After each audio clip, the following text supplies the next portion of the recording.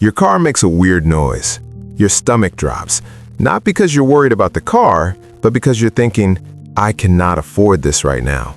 That tight chest feeling, that's not about transportation. That's about not having a buffer. And if that's you, that's literally most people.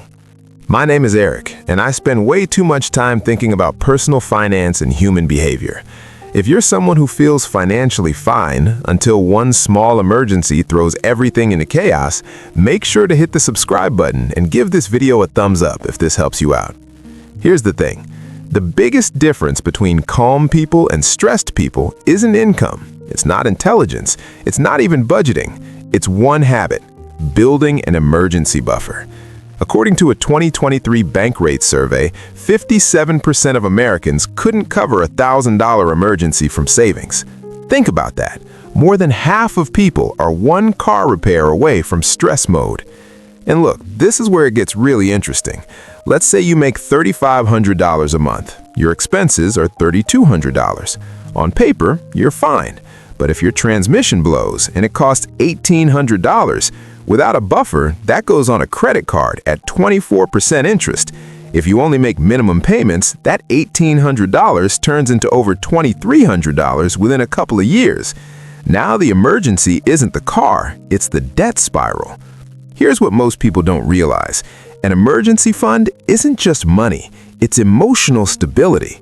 Psychologists call this scarcity mindset. When you don't have margin, your brain goes into survival mode. You make worse decisions, you avoid problems, you procrastinate.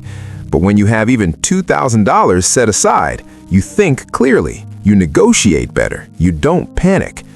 Now you might be thinking, okay, Eric, I can barely save as it is. I get it, so start small. Step 1, save your first $1,000, non-negotiable.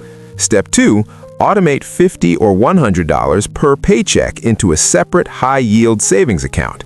Step 3, don't invest this money. Don't touch it. This is not opportunity money, it's stability money. Think of it like shock absorbers on a car. You don't notice them when they're working, but when they're gone, every bump feels catastrophic. And this is the part nobody talks about. Once you have a 3-month buffer, you stop tolerating bad jobs. You stop fearing small setbacks. You become calm. And calm people make better financial decisions. So if you want less stress, more control, and actual financial confidence, build the buffer. Start this week. Your future self will thank you. And if this helped you think differently about money, subscribe for more.